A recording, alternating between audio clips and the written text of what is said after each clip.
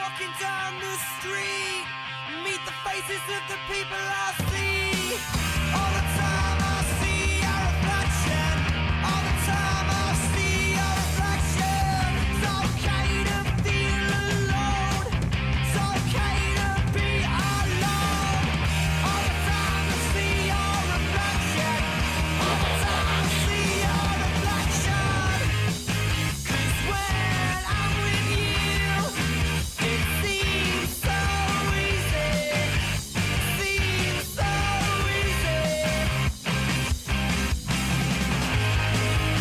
My best days are with you. They are so easy. They are so easy.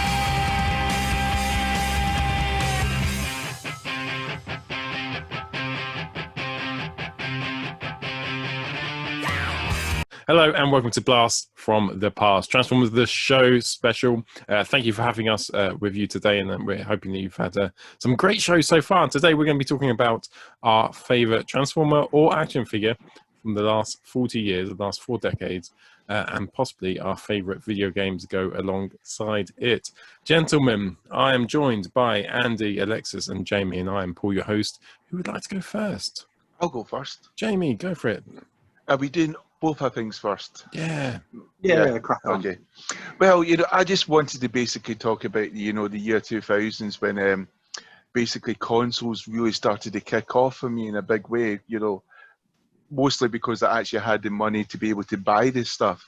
I was earning my own job. I was living by myself, had my own place. And so it was like a new golden time. And plus, moving to a new country like England, I had plenty of time because I didn't really know many people, and so it was just a truly epic time. And it was a time when you had things like PlayStation 2, which had dominance, and you also had the Wii coming in, and the Wii was a good console, which was basically you had stuff like the Wii Fit, which you can see didn't fucking work for me at all, and Nunctions and that. So it was like the time of augmented reality before there was such a thing as augmented reality, which most people couldn't spell. So it was a truly remarkable time, and it was a time of when hipsters would buy stuff like the Wii and think, well, I'm not really playing a video game because I'm moving around, so this is rather fun. But for the real gamers, it was the time of the Xbox, and Xbox I think launched in about 2001 November, and it was a time when the Dreamcast had died. And it was the first real American console, I think, since I think the Atari Jaguar way back in '96. And the first game to come out, which I remember queuing up to buy, and queuing up to buy the predecessors as well, and with my mates who were like playing rugby and, the type of guys who would go drinking and like to pick fights with bouncers, they were queuing up for this game. It was a game that, transfers to all, people. And it's like, obviously, it was the bouncers enjoyed it. It was a good ruckus. It was the type of thing they did in Hull because there was not much else to do in Hull, to be honest. It's a bit of a boring city. But Big hello to all the Hull fans. yeah, very beautiful. Kingston upon Hull. It used to be the armory of England. No one wanted to go there to get the guns. But yeah, you got Halo, and it's just a beautiful game. I think it was originally going to come out for the PC, because PCs were dominating the shooting market at that time and still kind of do. But Microsoft, starting to dominate and sell it, decided to buy the studio who were going to release this game for the PC, and they made it an Xbox exclusive, which later came out in Microsoft Windows. And Halo, what a wonderful game. Introduced sort of console gamers to a true sort of, three-person shooter, And, the rest was history, because then you had Halo 2, Halo 3, or some politicians might say Halo 2, then go Halo 1 again. No, actually it would be a Halo 3 and then it'd be Halo 4.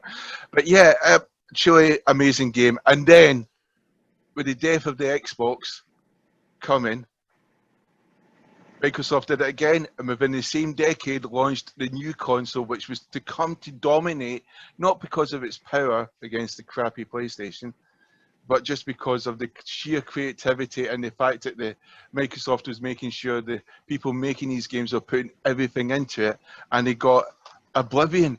And funnily enough, Oblivion was an exclusive, and it came out a year later for the PlayStation, and it was a sign of times to come because Microsoft have now bought this studio and making sure that the next Scrolls games are going to be maybe not exclusives to the actual console, but they're going to make sure that either they come out early or they're going to be the best possible version for their console.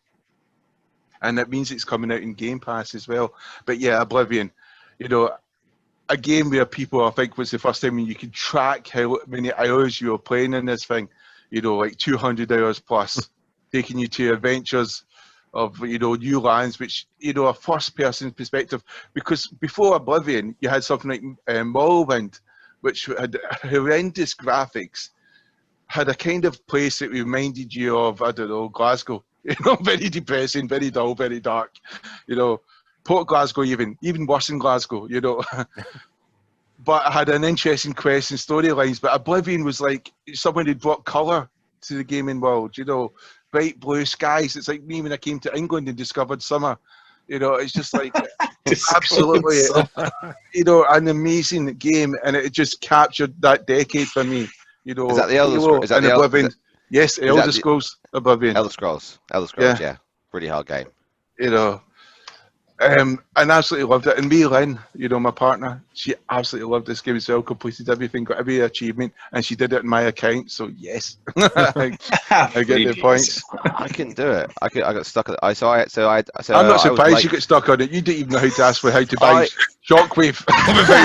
Can't save a JPEG for Christ's sake. So I was late to Xbox, but I used to go around my friends' house and play Xbox when I was late teens. Halo. I remember I used to play the multiplayer, and it was the one with the sort of like almost like a big like Grand Canyon. You start at either ends. It was symmetrical, and there was like and that was when we used to play multiplayer. I remember playing that, and I used to love that game. I used to sit there with a sniper rifle playing that, but that was good fun. I liked Halo was a game changer across the whole of first. That before that, there wasn't that many great first-person shooters. GoldenEye came out. GoldenEye was really good, but again, it was a different type of game. This was like GoldenEye is nothing to Halo. Do not dirty the word. No. GoldenEye was good. Calm down. Calm down. Halo to me was 4 saying players, stuff like N64 with 4 controllers playing GoldenEye with your brothers. Still to this day, I love. Oh yeah, that yeah. Halo is when you had a grenade and you shout "fire in the hole." You just couldn't say that in GoldenEye. You know, I remember watching playing Halo with my friends, and you would see, you come to a corner and they would try to look round the corner because they hadn't really played a game before which had that sort of 3D sort of virtual world before. So when they came to a corner, they honestly thought if they could tilt their head and they can almost see around it. You know, and I just remember sort of watching stuff like that, and I just finding that type of the way people an older generation reacting to that was just amazing. What I loved in Halo, the most frustrating thing was you couldn't pilot the enemy spacecraft, and in Halo 2, they let you do that, and that was the best to allow you to actually take the whatever it was that flew, the skiffs that fly in the purple spacecraft in Halo 2. That was one of the best things, and obviously there was a whole level around that which is really evolved. I love. You could use 2 guns at once. I think. Yeah. They evolved it. They actually listened to their customers and evolved that as well. Apart from Halo 5, where they didn't listen to the customers and decided to make it crap. Multiplayer's still good though. Oblivion's really good. The best thing about Oblivion I found was when you could teleport and you could actually warp to different places, because that just meant I could die much quicker. So Oblivion got like so many different my time to death. I used to read in the forums, there'd be some people who would, you know, talk about, I don't buy my food, I go hunting, and they lived in the world of Oblivion. They literally did. It was like they role played that character. You know, there was people that lost hours and hours playing that. Why did you choose that? I'd love to watch them stalking around co-op. Why did you choose that over World of Warcraft? I think, to be quite honest, it's because I think Oblivion at its time was groundbreaking. I think anything about World of Warcraft. I think it was very, very much like a niche. And I think with Oblivion, because you had the voice actors, you know, you had what you call him, Patrick Stewart, the voice, you know, you had that wonderful world. It didn't matter that you were like a medieval knight, you were in a virtual world and you were walking around. And it just brought people in. And obviously it was a time before like World of Warcraft, you needed an internet connection. You know, you needed quite a lot of things to be World of Warcraft. You know, you needed to be able to have, you know, good hand-eye coordination with the mouse. You know, good typing skills. Where Oblivion was much more user-friendly. Was it Less Oblivion of a 2 niche. discs as well? Was it 2 discs? I swear it was 2 discs Oblivion. Well, on Xbox 360. well, let's find out. Nope, you're wrong. One disc. Brilliant. Thanks, Alexis. Let's do this. Let's keep this going. So your- every game we show, Hold on. Alexis has to guess how many discs it is. And you'll still get it wrong. I haven't had the Four. expansion. I must have, as I said, I was late to Xbox, so I must have had the expansion. I'm actually still about 360. We've actually just decided to actually give our Yeah, but 360 to a friend expansion of ours. was Oblivion their was the kids. first time when people were downloading the expansions, because you know I remember that expansion coming out where you actually went through into the gates of Oblivion. You know, and that being one of the first times that people were downloading expansions rather than buying it or waiting for the what you call the special edition to come out, which comes out a year later. You know, this time it was like you got the expansion. But shall I move on to the Transformer toy now? Yeah, cool. Oh, I loved Oblivion. But yeah, no, go on. Yeah, well, yeah, Oblivion, just amazing game. Carnivik. This is my Transformer Nice. toy from way back in 1988, I think. You know, and I like the description they give Carnivik in Transformers sort of Wikipedia, where they basically say always smiling, even when he's ripping another robot to shreds for no apparent reason. You know, sounds like this guy could survive in Hull, okay? Savagely brutal, yet oddly jovial, laughing as he's doing it. Maybe he's a Geordie. He's unpredictable. Probably. Decepticon, who's a danger to his teammates as much as is to the Autobots. Some say he was once a proud and honourable warrior with a code of military ethics second to none. Whether or not it's true, that Decepticon certainly doesn't exist anymore. But I always think of the Carnivik in the It's comics. amazing how you memorised that, Jamie. That's No, incredible. I've read that literally from the Wikipedia. You know, Transformers, literally. I mean, I didn't need to memorise it that much. It's not like it's a novel. But yeah, so he was just a truly iconic character from the comics, and it was my favourite story from the comics was Time Wars, when I really saw Carnivik for the first time. And I think it might have been his first time he was actually there, and he was the leader of the Mayhem Attack Squad. And watching the Mayhem Attack Squad and the Wreckers get decimated, the elite of the elite, fighting a crazed Galvatron and a Megatron who was later to be found to be a clone, was just amazing. And to see them where they respected each other because of their bravery, and they understood that they didn't lose because they were weak, they lost because they were going against a really powerful foe, but they still tried to hold that line. And the fact that Carnivik wasn't going to assassinate and kill these Wreckers, although that was his orders afterwards, because he said, why should I do that? These people fought with us. I'm not a murderer. I'm an evil Decepticon, but I'm not a murderer. Is that the plot of Braveheart? I think that's the plot of a lot of films, actually. The thing about Carnivak was he had honour, didn't Free he? Willy. No, you're thinking of Free Willy. He's thinking of Free Willy, the Pornhub version. Stop. Carnivak had a code of ethics, I didn't don't he? want to free my Willy. I can't hit. You can Anyway, Carnivak had a code of honour, didn't he? That was what was cool about him in the comic book stories, that he wasn't just a mindless killing machine. He actually he fought with a bit of honour. And then the survivors of the Mayhem Attack Squad and the Autobots, they teamed up, didn't they? They called themselves the Survivors, and they had a bit of a run with that whole thing of that led into the story, didn't it? Where the new Decepticon Mayhem Attack Squad tried to hunt Carnivak down, and he ended up basically kicking their asses and killing them on his own. It was amazing. It's because they murdered them Cartilla, wasn't it? Yes. You Bludgeon know, chucked his sword at Carnivak, I think. Or no, I think he was aiming for Cartilla. Either way, he killed Cartilla. Carnivak who actually was a Decepticon and became full swung Autobot. Yeah. He turned completely. Carnivak refused to take the Autobot badge, didn't he? He said, you know. I thought he killed the outer shell, didn't he? Like his pretender No, shell. you're thinking of when Carnivak went after them, and Carnivak used his outer shell as a distraction and made them think they destroyed him. Yeah, because he was in fire and they thought he would win, and Carnivik was right there sneaking up on them. Great story. Yeah. You know, so Transformer Karnavik, you know, transforms into a robotic wolf, take off his gun, take off his wonderful accessories. And the Pretenders, when you first got them, you know, there's this like sort of static shell. And I didn't like him at first because, you know, nothing could move. You know, and I thought, oh my God, this thing's rather pish. You know, this has got like, you know, it can't move. It's like a Scottish goalkeeper. But, you know, it just turns out to be an absolutely fantastic bot. For my version, it's a bit hard to open. But yeah, and inside, then you've got the beast. You know, that's when you get this sort of robot coming out. Which I'm just not doing a very good job of getting. Yeah, it's there. You know, obviously transforms much faster in real life and compared to me. You know, thank God this is me doing this and not Alexis. You'd still be here for another 2 hours. But yeah, Karnavik, that wonderful robot mode, you know, and his wonderful anti-thermal cannon.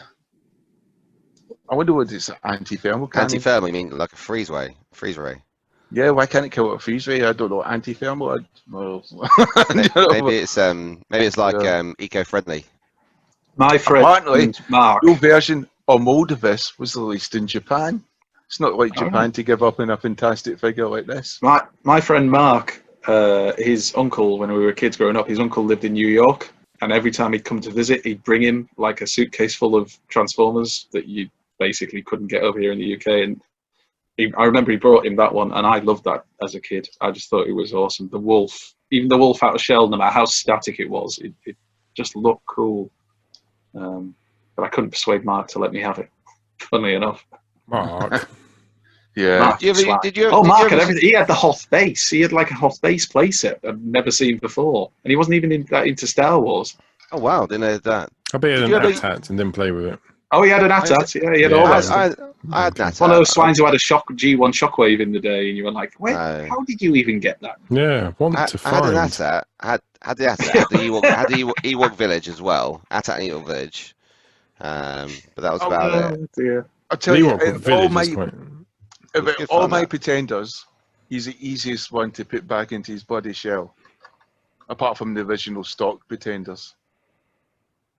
Only Did new you ones. guys, the only thing about the They got- Pretenders is that they, because of the nature of the shells, all of the figures inside had to basically be the same figure with slight molding differences to fit them Yeah. inside the shell, which is the only thing. So the transformations were basically completely basic, and the actual alt modes for them were mostly crap. The only one I remember really looking at and actually liking was Bomb Burst's kind of hover, Oh, no. whatever it is. I liked... Who's the Yeah, yellow I've got tiger? them. Who's the yellow tiger? Oh no, that's Catilla. I've Catilla. actually You got think him. of Catilla? Catilla, the transformer in him, I quite liked. Well, the Beast ones, I thought the robots were a bit more imaginative because they actually Yeah. transformed into something that Bumblebee resembled. was right. He had a good Bumblebee was transformer right. inside him. Bumblebee was right. 'Cause he was quite small You know, anyway. I They were couldn't the choose classic between ones. the It two was of just them, but I went basically a for mini version of Karnavik. the character inside, wasn't I went for Karnavik because I could pronounce his name better. it? I like Snarler as well. I preferred Karnavik as a kid, but I think Oh, Snarler's transformer, great. that's just a ladies. Yeah, that's just my magazine. nickname. Oh, That's it. every time I, What a great! Oh, that'd be a classy Mayfair, mag. Snarler. Right up there with Razzle. Anyway, My favourite. what's this Razzle? I do not know this. yeah, These yeah. are like, new you names to know. me. I But used you to They know, sold that in the like, kids' mags up in Glasgow, every time I see Starla, I keep thinking of a hog roast, and then I right get next to very the hungry. Beano. I like a hog roast with some good crackling. You like a good spit roast, do you? What? That's all. That was Remind me to everything you put just the said. over 18s thing on YouTube and we upload this. Yeah, please Yeah. keep it clean. Keep it clean. Especially with I like a good blancmange. That's my favourite trip from Can't a be a blancmange. Blancmange. You can't be a bit blancmange. Anyway, You don't. that's it's good. that's me Potato. finished down my trip of them from the year 2000s, where I looked at the rise of Xbox, and back to 1980 when I looked at the Pretenders. Awesome. Absolutely brilliant. Great Thank you. band. Great band. Great band too. Blancmange. Right, I'll go next then. So I had a little look at, I'll go start off with my figure. It's not Transformers, but this is a figure from 2007.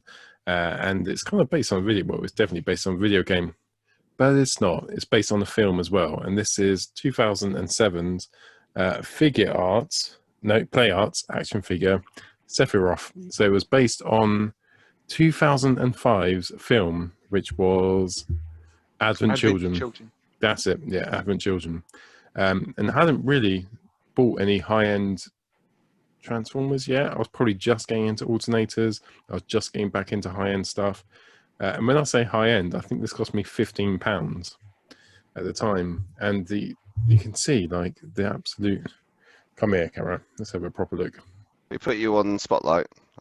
Spotlight my face. I will spotlight your the hell out of your face. So I ordered him from the internet. What's your name again? Which one are you? Can't spotlight you. Dirty J 2000. Sorry, pin. There we go. Done. Carry on. Yeah, just like the attention to detail on this guy was crazy for the time. Comes with all the accessories. Is completely, and he's not a still. Like when I looked at the pictures, I thought, oh, he's a still. He's completely movable. Come on, focus camera. He was amazing. He kind of added to my thirst for getting to toy collecting.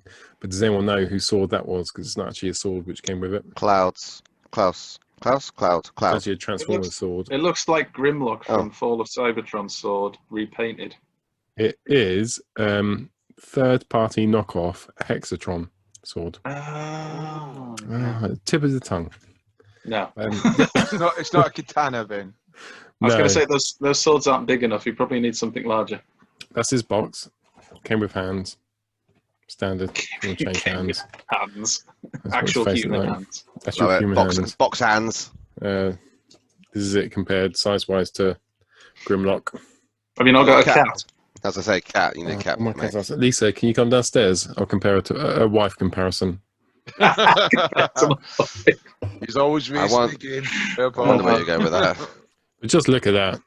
Like, a fairly old figure, looking amazing, and one of the best characters of any video game ever. I was amazed with him that you could get him this cool. He comes with a stand. You can take the stand off. That's what that metal bit is there.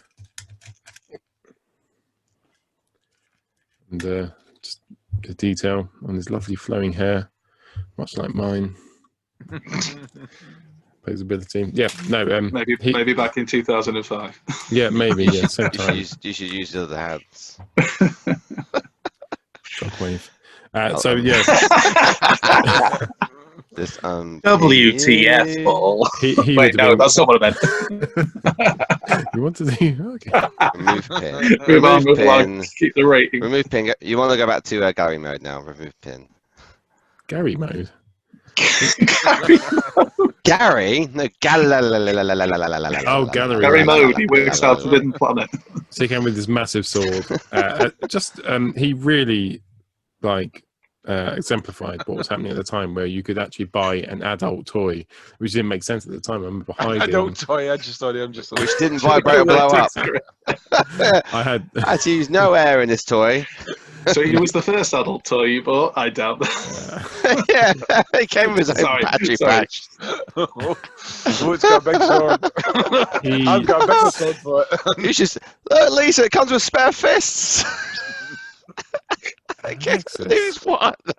The positions Actually, you promised me you were bringing fisting. I said we're doing a special show for Blast from the Past. I said there's one thing you could do is just not fist. You never said that. Should Half an hour have had the in, we were He-Man talking figure about fisting. Fisto. Yeah. Oh, that's what you meant. Yeah. So The He-Man character. Yeah, he Fisto. signified for me personally the start of where you would spend a bit more to get an adult toy from your childhood. I have An adult many of now. collectible. A whole wall of dildos. So yeah. And now moving on to the interesting stuff. My favourite is there. Computer game of the last 20-30 years. So we'll start off with a runner-up, which was a Command and Conquer Tiberian Sun. Nice Game, but so many hours on that, nothing could That was a sequel. This game I ploughed so many hours in, so at such a point my parents were getting actually worried about me. Leisure Suit Larry? Fuck off. Oh, you swine. Gamp 2. You swine. Yeah. I deliberately... Well, yeah, all right. I'll get to that later. Well, Wasn't Champ 2 99, wasn't it? Well, Yeah, we can this was anytime, it's about fine. 1996, I think, It was 1995. 90s, 90s. Yeah, it was 90s, wasn't it? I remember Yeah, that. this was mid 90s. We came in it, and it was when it How landed many on discs did that have, Alexis? guess. One. I remember this one. I remember this. I Yeah. played this as well. It was none. It actually came with no discs. That was the wrong. trick. Still in a CD-ROM drive. I don't know where it is. Still in the case. I treasure it so much. That game, though, I literally would sit onto my computer from any time I could get on, looking at different stats and researching Belgium defenders under 21 with potential to go. Oh, it was amazing. It felt like you were actually in managing a team. And these were the years where I didn't realise you could just pull the plug out. So if you're losing 1-0 to United, pull the plug out and you can reset the game and have another go. Wasn't it the classic formation of You 2-4-4 as cheat. well? It was. No, I didn't. This was before I started doing that. And in the end, you learn about Control, Delete, and even. I can't believe you didn't just. I can't believe that firstly, that you would cheat like that, and secondly, that you wouldn't figure out you could just save the game under a slightly different name, then delete Yes. it, replay from where you were before using your original name. I think Not that I ever you did were anything only like allowed that. 5 We did that saves, weren't you? You were allowed 5 saves, 5 different games. That was it. On the back then you were, yeah. I You used to were. like buy like a club. I would be in charge of like Darlington or Gillingham or Chester, and I'd get like United. Darlow. I'd take them over, and I'd make United buy my like shittest 37-year-old defender for like 20 million. And because of one of the early games, like later in the game, they'd be like, "That's not a realistic offer." But in Yeah. the early games, they never used to challenge it. They used to just not be able to. do True story. it. Right. And then you tell your mates, "Yeah, got Darlow up to the Darlow semi-finals of the into the Champions League. Yeah, you know, it is. So I you can do it know, on that. I can do it in real life. skills to pay the bills. Yeah, but also Final Fantasy VII, going back to Sephiroth, that was probably a childhood love of mine. Cool. Just very quickly, the Championship Manager thing. A few years back, when Leeds United sacked their manager, my Which brother-in-law, time who's was a that? massive Leeds United fan, actually sent a letter applying for the job to Leeds United, and he based all his experience on Championship Manager and what he listed his achievements. And he got a reply. He actually got a letter back thanking him for his Nice. interest and saying that, well, obviously his experience on Championship Manager was wonderful to hear about. We've They- decided they'd to been take someone who's contacted, really but- good at Mario Kart. Exactly. We've got somebody who's completed Sonic on extra hard. Got all the Chaos Emeralds. Doing a speed run. Mario. Anyway,